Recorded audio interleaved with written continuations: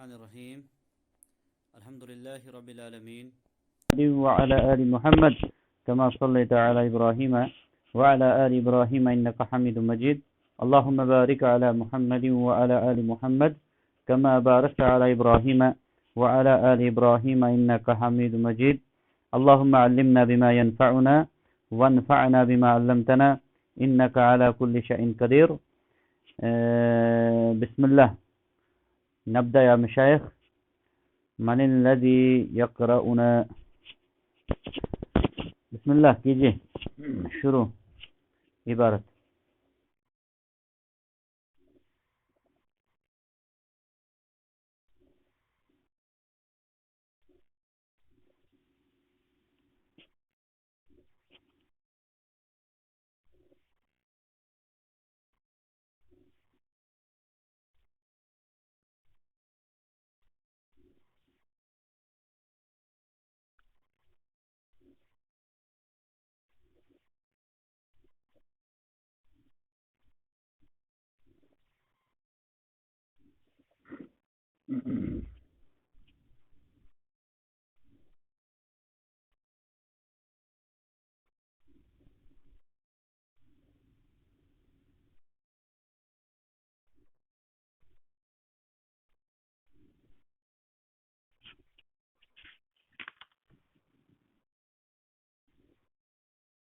عبر عبر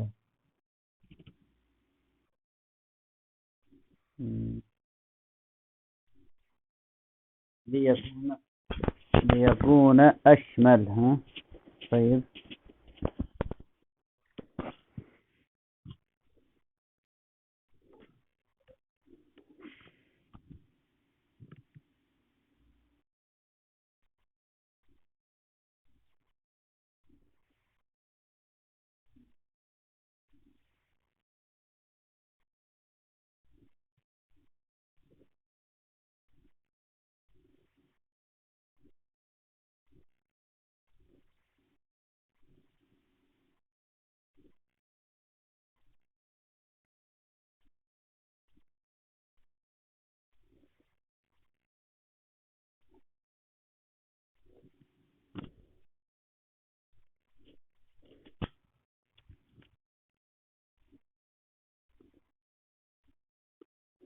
طريق المتن والمتن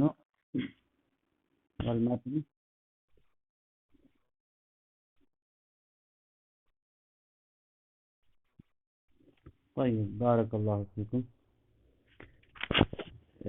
یہاں سے جو ہے نزہۃ النظر یا پھر کہہ دیجئے نخبۃ الفکر کی شرح شروع ہوتی ہے. جو تعریفات یہاں پر جو ہے ذکر کی جا رہی ہیں تو یہاں سے آج جو ہے ہم نے ان تعریفات کو بڑے باریک بینی سے سمجھنا بھی ہوگا انشاءاللہ. اور ویسے بھی جو ہے ابن حجر رحمہ اللہ تعالی نے جو ہے بہترین طریقے سے جو نا آسان اسلوب کے ساتھ، اور جو ہم نے بتایا تھا کہ میں نے اس میں جو طریقہ یا سلوک راستہ جو منہج اختیار کیا ہے وہ بہت ہی مفید ہے اور انشاءاللہ آسان رہے گا ہمارے لیے بھی. سب سے پہلے جو ہے دیکھیں یہ ہمیں پہلے کتاب کا جہاں سے ہم نے آج درس شروع کیا وہاں پر یہ کتاب کھولیں گے.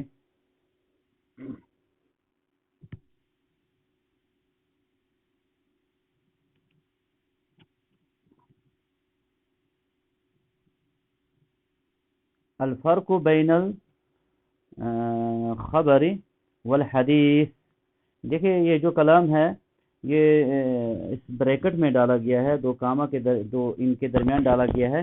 اس کا مطلب یہ ہے کہ یہ حافظ ابن حجر کا کلام نہیں ہے بلکہ یہ تحقیق جس نے کیا ان کا کلام ہے، جس نے تحقیق کیا یہ ان کا کلام ہے. الفرق بین الخبر والحدیث یعنی اس کے نیچے جو ہے جو عبارت آ رہی ہے اس میں حافظ ابن حجر رحمہ اللہ تعالی نے جو ہے حدیث اور خبر کے حوالے سے جو ان کے درمیان فرق ہے یا جو اہل علم کے اس حوالے سے جو اقوال ہیں ان کو ذکر کیا ہے. اور کہتے ہیں مصنف رحمہ اللہ تعالی الخبر خبر کس کو کہتے ہیں؟ عند علماء هذا الفن مرادف للحدیث، اس فن سے مراد ہے علوم حدیث، محدثین، علماء جو محدثین ہیں، اہل الحدیث ہیں، ان کے نزدیک خبر جو ہے وہ حدیث کے ہم معنی ہے، حدیث کے مرادف ہے، مترادف ہے، یعنی ان دونوں کا جو ہے معنی ایک ہی ہے۔ الخبر هو الحدیث والحدیث والخبر، جو حدیث کا معنی ہے وہی خبر کا معنی ہے، جو خبر کا معنی ہے وہ حدیث کا معنی ہے۔ اور حدیث جیسا کہ آپ جانتے ہیں، حدیث کہتے ہیں لغت میں جدید کو، لغت میں حدیث کہتے ہیں جدید کو یا پھر کلام کو، اس کے لیے بھی یہ استعمال ہوتا ہے۔ تو جو محدثین ہیں ان کے نزدیک خبر اور حدیث کا جو معنی ایک ہی ہے۔ حدیث کیا ہے؟ حدیث جو نبی کریم صلی اللہ علیہ وسلم کے جو ہیں اقوال ہیں، آپ علیہ الصلوۃ والسلام کے فرامین ہیں، کیونکہ اگر آپ دیکھیں گے محدثین کے نزدیک جو حدیث ہے اس کا اطلاق جو ہے دو پر ہوتا ہے، دو چیزوں پر ہوتا ہے محدثین کے نزدیک، چاہے اگر ہم لیں گے متقدمین کو اور پھر لیں گے متاخرین کو، دونوں کے نزدیک تھوڑا جو ہے اس میں فرق ہمیں دیکھنے کو ملتا ہے۔ جو محدثین کی ایک جماعت ہے وہ کہتے ہیں جو حدیث سے مراد ہوگی وہ آپ علیہ الصلوۃ والسلام کے خالی فرامین ہوں گے جو آپ علیہ السلام نے فرمایا ہے، جس کو ہم کہتے ہیں قولیہ، جو آپ علیہ السلام کے اقوال ہیں انہی کو ہم کیا کہیں گے؟ حدیث کہیں گے۔ آپ علیہ الصلوۃ والسلام کے جو افعال ہیں دوسرے، ان کو جو ہے ان پر یہ اطلاق نہیں ہوگا، بلکہ وہ سنت ہے، بلکہ وہ سنت ہے۔ اور دوسرا جو قول ہے اس کے مطابق جو ہے حدیث کے جو مراد ہیں وہ ہے سنت، یعنی حدیث میں نبی صلی اللہ علیہ وسلم کا قول بھی آتا ہے، نبی صلی اللہ علیہ وسلم کا فعل بھی آتا ہے، نبی کریم صلی اللہ علیہ وسلم کے سامنے جو کیا گیا وہ بھی آتا ہے، اور اسی طرح آپ علیہ السلام کے اخلاق خلقیہ ہو یا خلقیہ ہو، دونوں اس کے اندر آتے ہیں، اور اسی پر جو ہے اطلاق اکثر متاخرین جو محدثین ہیں ان کا اسی پر اطلاق ہوا ہے۔ تو بہرحال حدیث جو ہے وقیل الحدیث، اور دوسرا قول یہ ہے، دیکھیں انہوں نے تو محدثین کا بتا دیا، محدثین کے نزدیک خبر اور حدیث ہم معنی ہے، اور اس کتاب میں جہاں جہاں پر بھی ہم پڑھیں گے خبر تو اس سے مراد کیا ہوگا؟ الخبر مراد بھی الحدیث، حدیث نبی صلی اللہ علیہ وسلم۔ قیلا، ایک قول یہ بھی ہے الحدیث ما جاء عن النبی صلی اللہ علیہ وسلم، حدیث اس کو کہتے ہیں جو نبی کریم صلی اللہ علیہ وسلم سے ثابت ہو، آپ علیہ السلام کا کوئی قول ہو، فرمان ہو، عمل ہو۔ والخبر ما جاء عن غیرہ، اور خبر کہتے ہیں جو نبی کے علاوہ دوسروں سے ثابت ہو، چاہے وہ صحابہ سے ہو، تابعین سے ہو، صحابہ سے ہو یا تابعین سے ہو، وہ خبر ہوئی۔ یہ ایک قول ہے، یہ قول ہے۔ ومن ثمۃ، کہتے پھر وہ یہاں سے ہی ہوتا ہے وہ فرق، قیل لمن یشتغل بالتواریخ وما شاکلها الاخباری یا اخباریون، کہتا ہے یہاں سے ہی ہوتا ہے اس کا اطلاق، جس بھی انسان کا شغل، جس کا شوق، جس کا مشغلہ تاریخ کے ساتھ ہوتا ہے یا اس جیسے حوادث کے ساتھ ہوتا ہے اس کو کہتے ہیں اخباری۔ جو انسان تاریخ سے زیادہ شوق رکھتا ہو، اسی کو اپنا مشغلہ رکھا ہو، اسی کے ساتھ اپنا زیادہ توجہ اس پر دی ہوگی، وہ اخباری کہلاتا ہے۔ وَلِمَنْ يَشْتَغِلُ بِالسُنَّةِ النَّبَوِيَّةِ الْمُحَدِّثِ، اور جو نبی کریم صلی اللہ علیہ وسلم کی سنت کے ساتھ، احادیث کے ساتھ، فرامین کے ساتھ خود کو مشغول کرتا ہے، اس کو محدث کہتے ہیں۔ یہ کہاں سے آیا؟ کہتے ہیں یہاں سے فرق آتا ہے۔ وَمِن ثَمَّةَ، یہاں پر کبھی مرتبہ جو ہے کہیں مرتبہ کچھ طالب علم جو ہے غلطی کر دیتے ہیں، ثم پڑھ لیتے ہیں، حالانکہ ثم اور ثم میں جو ہے فرق ہے۔ ثم ہوتا ہے، یہ آتا ہے ترتیب کے لیے، ترتیب و تراخی، جیسا کہ آپ جانتے ہیں، عربی جو زبان جانتے ہیں۔ اور جو ثم ہے، ثم کے جو ہوتا ہے یہ ظرف مکان ہے، بمعنی ہناک، ثم بمعنی ہناک، اور قرآن میں بھی آپ نے یہ کہیں مقامات پر پڑھا ہوگا، غالباً میرے علم میں جہاں تک ہے 4 جگہ پر یہ ثم کا لفظ قرآن کریم کے اندر آیا ہے، اور ثم کے مطلب وہاں پر ہے ہناک، ظرف مکان، جیسا کہ سورۃ البقرہ میں آپ دیکھیں گے وَلِلَّهِ الْمَشْرِقُ وَالْمَغْرِبُ فَأَيْنَمَا تُوَلُّوا فَثَمَّ وَجْهُ اللَّهِ، یعنی فَهُنَاكَ وَجْهُ اللَّهِ۔ اور دوسرا مقام قرآن کریم کے اندر آیا ہے ثم کا، سورہ شورى کے اندر وَأَزْلَفْنَا ثم الآخرین وأزلفنا ثم الآخرین. اور پھر تیسرا مقام جو آیا ہے قرآن کریم کے اندر ثم کا، جو ہے وہ سورہ انسان ہے یا سورہ دہر. وَإِذَا رَأَيْتَ ثَمَّ رَأَيْتَ ثَمَّ بمعنى هناك.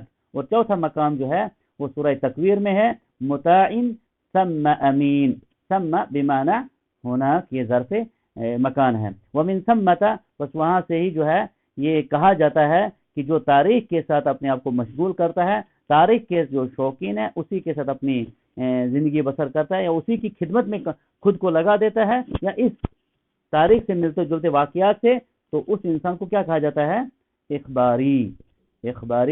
اور پھر جو اخباری بھی، جیسا کہ اس کے حاشیہ میں نے دیا ہے جاء ضبطها في الاصل بفتح الحمزہ یعنی الاخباری، وبکسرها اخباری بھی کہہ سکتے ہیں، اخباری بھی کہہ سکتے ہیں. وَلِمَنْ يَشْتَغِلُ بِالسُنَّةِ النَّبَوِيَّةِ، اور جو نبی کریم صلی اللہ علیہ وسلم کی سنت کے ساتھ خود کو مشغول کرتا ہے وہ محدث، وہ جو ہے محدث کہلاتا ہے. یہ کول ہے خبر اور حدیث میں فرق کرنے کو، لیکن جیسا کہ چونکہ گزر چکا ہے پیچھے، محدثین کے نزدیک الخبر مرادف للحدیث. اگلے صفحے پر دیکھیے آگے کیا کہتے ہیں مصنف رحمہ اللہ. وقیل، اور کہا گیا بینہما یعنی الحدیث والخبر، بینہما عموم و خصوص مطلق، ان کے درمیان جو ہے عموم اور خصوص ہے. وہ کیسے مطلق ہے؟ عموم اور خصوص مطلق ہے وہ کیسے؟ فکل حدیث خبر من غیر اقسم، فکل حدیث خبر من غیر اقسم، ہر حدیث جو ہے وہ خبر ہے اور اس کا برعکس نہیں ہے، یعنی ہر خبر حدیث نہیں ہوگی، ہر خبر حدیث نہیں ہوگی. اس کا مطلب تیسرا قول یہ ہے کہ حدیث اس کو کہتے ہیں جو نبی کریم صلی اللہ علیہ وسلم سے ثابت ہو، خبر اس کو کہتے ہیں جو نبی سے بھی یا نبی کے علاوہ کسی اور سے ثابت ہو، نبی سے اور نبی کے علاوہ کسی اور سے بھی ثابت ہو. یہ تیسرا قول ہے. بہرحال ان دو قولوں کو امام حافظ ابن حجر نے قیلہ سے نقل کیا، اور قیلہ ہے جیسا کہ آپ جانتے ہیں سیغہ تمریز ہے، سیغہ تمریز ہے جس کو آپ جو ہے مرجوح بھی کہہ سکتے ہیں، یعنی راجح قول نہیں ہے، جہاں پر سیغہ تمریز کے ساتھ یہ لاتے ہیں. اور اسی طرح جو ہے آپ نے صحیح بخاری پڑھی ہوگی اور معلوم ہوگا آپ کو کہ جو احادیث معلقات ہیں صحیح بخاری کے اندر، اور جو سیغہ تمریز کے حوالے سے لائے خاص کر ان کے حوالے سے اہل علم کا کلام آپ نے غالباً جو ہے سنا ہوگا اہل علم سے اور پڑھا بھی ہوگا. تو بہرحال اب ہم یہاں سے آگے نکلتے ہیں. تو حدیث کس کو کہتے ہیں یا خبر کس کو کہتے ہیں؟ اس فن سے تعلق نہ رکھنے والے اکثر محدثین کی جو رائے ہے وہ یہ ہے کہ حدیث اور خبر جو ہے وہ ہم معنی ہیں، حدیث اور خبر جو ہے وہ ہم معنی ہیں. پھر اس کے بعد کہتے ہیں وَعَبَّرَ هُنَا بِالْخَبَرِ لِيَكُونَ أَشْمَلَ، یہاں پر تعبیر کیا گیا حدیث کو بھی کس سے؟ خبر سے. کیوں؟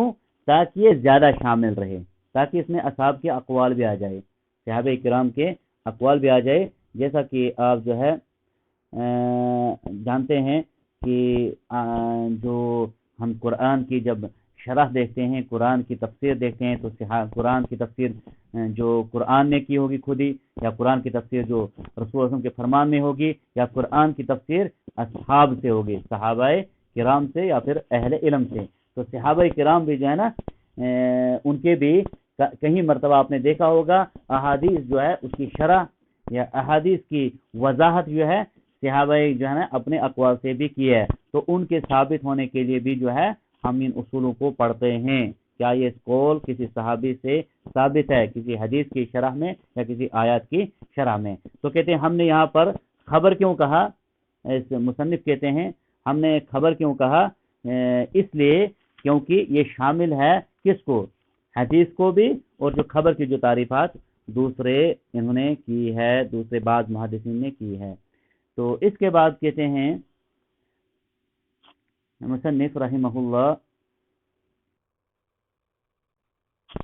یہاں پر دیکھیں اوپر عبارت لکھی ہے بڑی بڑی، اقسام الخبر بے اعتبار طرق وصولہ الینا.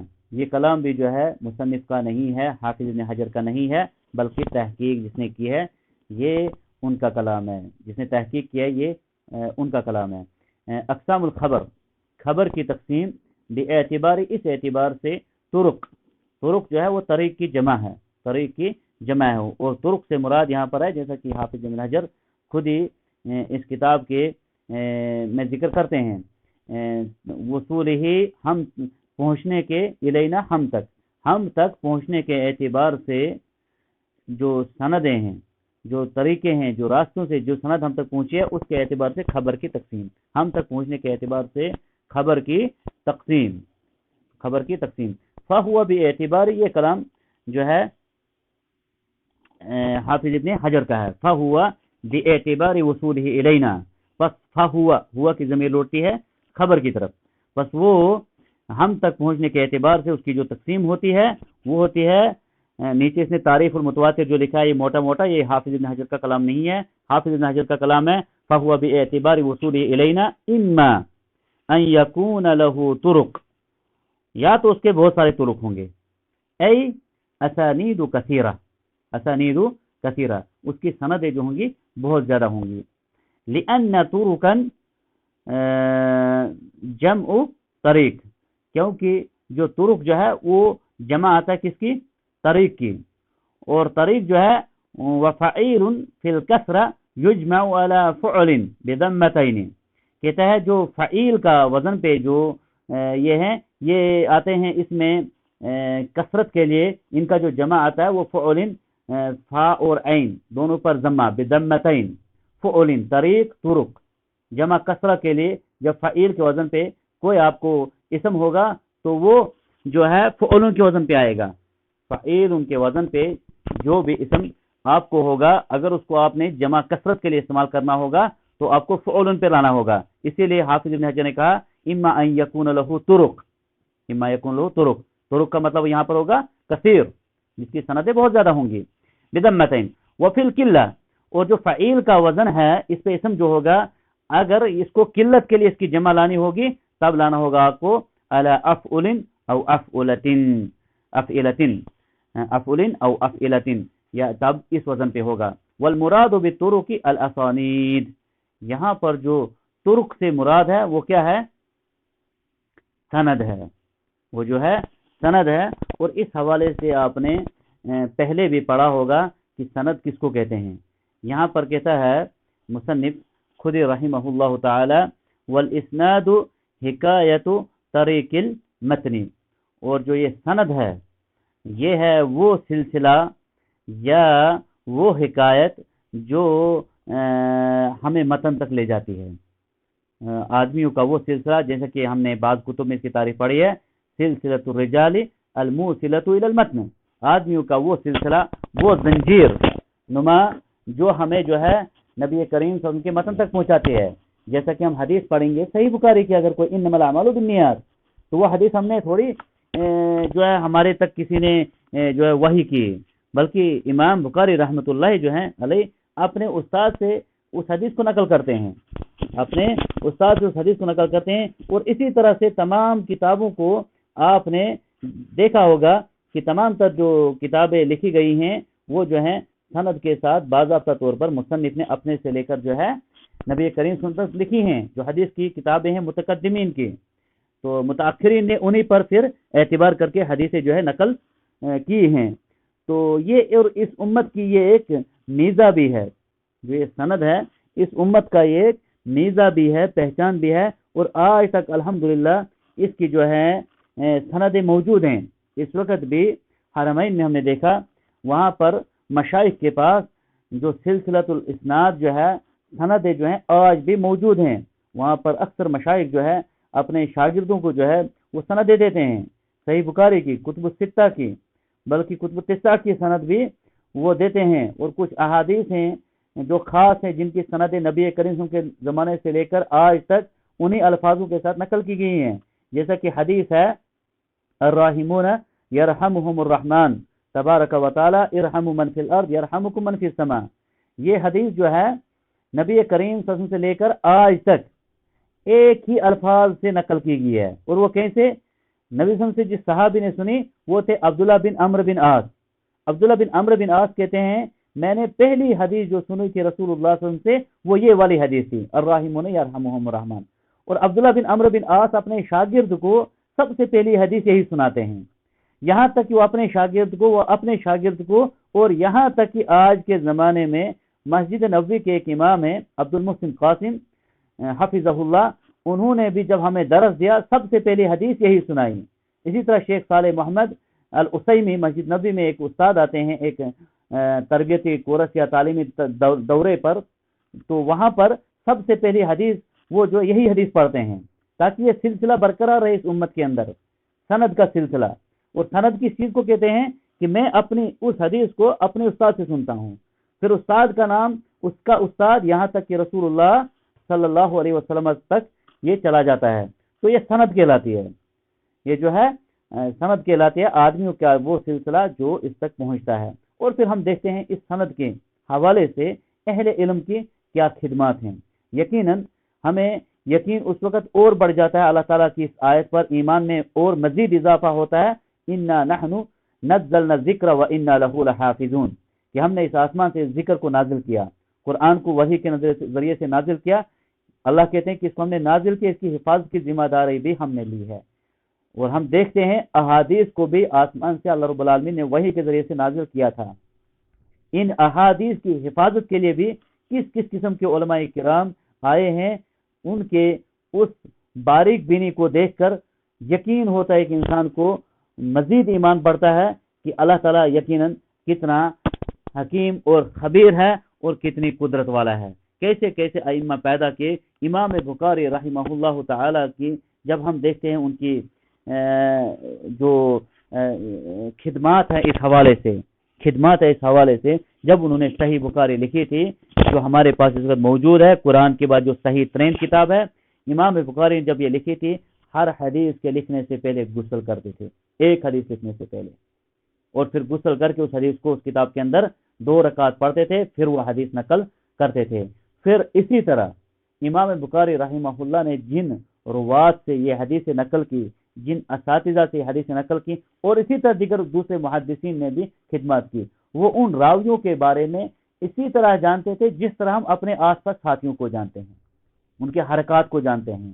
وہ جن سے حدیثیں لیتے تھے وہ کس طرح کسی حدیث کو صحیح کا حکم لگتا ہے، کس طرح کسی حدیث کو ضعیف کا حکم لگتا ہے۔ یہ بعض دفعہ ہم سمجھتے ہیں یہ کیسے عام مشغلہ ہے، کوئی بھی آئے گا وہ کہے گا کہ یہ حدیث صحیح ہے یا یہ حدیث ضعیف ہے، حالانکہ یہ بہت غلط تصور ہے۔ احادیث کے اصول میں انشاءاللہ العزیز ہم آگے پڑھیں گے اس کتاب کے اندر، احادیث کے جو اصول ہیں، ضوابط ہیں، کسی حدیث کو صحیح یا ضعیف کہنا یہ اتنا آسان نہیں ہے، بلکہ ان ائمہ نے اس قسم کے اصول اور اس قسم کے ضوابط کا اہتمام کیا ہے کہ کسی ایک لفظ کے بڑھانے سے کسی حدیث کو اس کے اندر ایک لفظ بڑھانے پر انہوں نے اس ایک لفظ کو بھی پکڑا ہے کہ یہاں پر یہ لفظ جو ہے نبی کریم صلی اللہ علیہ وسلم سے ثابت نہیں ہے، بلکہ یہ فلاں راوی کی طرف سے زیادتی ہے، اس نے اپنی طرف سے کیا ہے۔ تو ایک حرف بھی زیادہ کرنے کی گنجائش ائمہ نے نہیں رکھی اس قسم کے اصول اور ضوابط کے ساتھ۔ اور اس وقت کے دور کے اندر ہیں امام البانی رحمہ اللہ جو چند ہی سال پہلے، آج سے تقریباً 15 سال پہلے ان کی وفات ہوئی ہے، انہوں نے جو ہے نا السلسلہ صحیحہ اور السلسلہ ضعیفہ اور اسی طرح کے طریقے کی دوسری کتابیں بھی تصنیف کی۔ اور اسی کے ساتھ شیخ جو 2019 میں جن کی وفات ہوئی، اعظمی صاحب، ضیاء الرحمن اعظمی صاحب، جو یہاں ہندوستان کے ایک ہندو گھرانے میں پیدا ہوئے تھے، انہوں نے ایک کتاب لکھی، 15 جلدوں سے زیادہ کتاب ہے، اور اس کتاب کے اندر اس نے بہت ساری کتابوں سے صحیح احادیث کو نکال کر اپنی اس کتاب میں جو ہے نقل کی ہیں۔ تو یہ ہر دور میں اہل علم سے آئے ہیں جو ان کی احادیث کی جو ہے نا حفاظت کرے گا۔ اور ہمیں ایک استاد محترم کہا کرتے تھے درس کے اندر، مدینہ کے اندر، وہ کہا کرتے تھے جس طرح اللہ تعالیٰ نے قرآن کی حفاظت کی ذمہ داری لیا، اسی طرح احادیث کی حفاظت کی ذمہ داری بھی رب العالمین نے لیا۔ اور ساتھ ہی ساتھ کہتے تھے میں اس چیز کو اضافہ کرتا ہوں کہ جو اہل علم ہیں ان کی حفاظت کی ذمہ داری بھی اللہ رب العالمین نے لی ہے، جو اس حدیث کے لیے احادیث رسول کی خدمات میں اپنی جو ہے زندگی لگائیں گے یا زندگی صرف کریں گے۔ تو بہرحال یہ سند ہے۔ اور متن کس کو کہتے ہیں؟ متن کہتے ہیں، ہم پڑھتے ہیں متن ہے، اصل میں عربی میں ہے المتن، تاکہ سکون کے ساتھ۔ متن کہتے ہیں جو کلام نبی کریم صلی اللہ علیہ وسلم کا ہوگا، یا جو سند کے بعد کا، سند کے ختم ہونے کے بعد جو کلام شروع ہوتا ہے وہ متن کہلاتا ہے۔ وہ کیا کہلاتا ہے؟ متن کہلاتا ہے۔ تو بہرحال آج کے اس درس میں ہم اتنا ہی لیتے ہیں، سوال و جواب کے لیے بھی کچھ وقت ہم چھوڑتے ہیں۔ تو اس درس میں جو آج ہم نے لیا وہ یہ بات لی، سب سے پہلے خبر کے حوالے سے بات ہوئی۔ خبر اور حدیث کسے کہتے ہیں؟ اس میں 3 قول ہیں۔ جو پہلا قول ہے وہ اہل علم یعنی محدثین نے جس کو اختیار کیا ہے، خبر اور حدیث جو ہے وہ ہم مانا ہے، اور دوسرے 2 جو قول ہیں وہ بھی بعض اہل علم سے مروی ہیں، لیکن وہ جو ہے اکثر محدثین کا قول نہیں ہے، اور نہ ہی اس پر اکثر محدثین کا جو ہے عمل رہا ہے اپنی کتب کے اندر، جب انہوں نے اصول حدیث کی کتابیں ذکر کی ہیں۔ تو اس کے بعد انہوں نے اس کی تقسیم بھی ذکر کی، خبر کی تقسیم، جو ہم تک پہنچنے کے اعتبار سے یہ خبر ہم تک کیسے پہنچی ہے؟ سندوں کے ذریعے سے، سندوں کے ذریعے سے، یعنی کوئی بھی حدیث جب مصنفین لکھا کرتے تھے، محدثین لکھا کرتے تھے، ان کے پاس مختلف سندیں ہوتی تھی۔ ایک استاد سے کوئی حدیث سنتا تھا، مثال کے طور پر انما الاعمال بالنیات جو ہے نا، صحیح بخاری کی پہلی حدیث ہے، انما الاعمال بالنیات۔ امام بخاری جب نے کتاب صحیح بخاری لکھی ہے، اس کی جو پہلی حدیث ہے وہ ہے انما الاعمال بالنیات، جیسا کہ سبھی جانتے ہیں۔ امام بخاری رحمہ اللہ اس حدیث کو اپنے استاد سے نقل کرتے ہیں۔ وہ کون تھے؟ حمیدی جو ہے رحمہ اللہ اپنے استاد سفیان سے روایت کرتے ہیں۔ سفیان جو ہے اس حدیث کو نقل کرتے ہیں یحییٰ بن سعید الانصاری سے، اپنے استاد رحمہ اللہ سے۔ یحییٰ بن سعید الانصاری رحمہ اللہ اپنے استاد محمد بن ابراہیم التیمی سے اس حدیث کو نقل کرتے ہیں، اور محمد بن ابراہیم تیمی رحمہ اللہ نقل کرتے ہیں علقمہ بن وقاص اللیثی سے، اور علقمہ اس حدیث کو نقل کرتے ہیں عمر بن خطاب رضی اللہ تعالی عنہ سے۔ لیکن یہ حدیث عمر بن خطاب کہتے ہیں روایت کس سے؟ نبی کریم صلی اللہ علیہ وسلم سے، کہ انما الاعمال بالنیات، یہ صحیح بخاری کی پہلی حدیث ہے۔ لیکن نبی کریم صلی اللہ علیہ وسلم سے اس حدیث کو نقل کرنے والا صرف یہ اکیلا راوی ہے۔ وہ کون ہے؟ عمر بن خطاب۔ اور عمر سے بھی اکیلا ہے یہ راوی نقل کرنے والا، وہ کون ہے؟ علقمہ۔ علقمہ سے جو روایت کرنے والے وہ ہیں وہ بھی اکیلے ہیں، محمد بن ابراہیم التیمی۔ یعنی اوپر سے جو یہ سلسلہ آ رہا ہے، اکیلا راوی اکیلے استاد سے سن رہا ہے، یعنی اس حدیث کو عمر بن خطاب کے علاوہ اور کوئی صحابی نبی کریم صلی اللہ علیہ وسلم سے نقل نہیں کرتا ہے۔ تو ہم کہیں گے اس حدیث میں جو ہے نا، جو راوی ہے یا جو سند ہے، اس میں فرد ہے، اس میں ایک راوی ہے، ایک ہی راوی جو ہے نبی سے نقل کرتا ہے، لہذا اس کا جو حکم لگے گا اس کو آحاد کہتے ہیں۔ آحاد کہتے ہیں اس حدیث کو جس کی روایت کرنے والے جو ہے نا متواتر کی شرطوں کو نہ پہنچے۔ متواتر کہتے ہیں جس میں نبی کریم صلی اللہ علیہ وسلم سے روایت کرنے والوں کی تعداد بہت زیادہ ہے، جیسا کہ حدیث ہے من کذب علی متعمدا فلیتبوأ مقعدہ من النار، کہ جس نے، نبی صلی اللہ علیہ وسلم فرماتے جس نے میری طرف کسی ایسی بات کی نسبت کی جو میں نے نہیں فرمایا ہوگا، وہ اپنا ٹھکانہ جہنم بنا لے۔ اس حدیث کو نبی کریم صلی اللہ علیہ وسلم سے 70 سے زیادہ صحابہ نقل کرتے ہیں، اور ان 70 صحابہ سے آگے ان کے 70 شاگرد ہیں، بلکہ مزید کچھ جگہوں پر اس سے زیادہ ہیں۔ تو دیکھیے اس حدیث میں اور امام بخاری کی پہلی حدیث میں کتنا فرق ہے۔ امام بخاری کی پہلی حدیث ہے جس کو خالی ایک صحابی نے سے روایت کرتا ہے، اس کا الگ حکم ہوگا۔ حکم کا مطلب یہ ہوگا کہ اس کا نام الگ ہے، اس کو احاد کہتے ہیں، اور احاد میں بھی اس کو غریب کہتے ہیں۔ اور جو دوسری حدیث میں نے بتائی من کذب علی متعمدا، یہ 70 سے زیادہ صحابی جو ہے نبی صلی اللہ علیہ وسلم سے روایت کرتے ہیں، اس کو متواتر کہتے ہیں، جس کی جو ہے بہت زیادہ سندیں ہوں گی، جو کہ یہاں پر ابھی ہماری ابتدا ہے اس میں، انشاءاللہ کل اس کو مزید ہم آگے لیں گے۔ تو آج کا درس میں یہیں پر اختتام کرتا ہوں۔ اقول قولی ھذا استغفر اللہ لی ولکم ولسائر المسلمین فاستغفروہ انہ هو الغفور الرحیم۔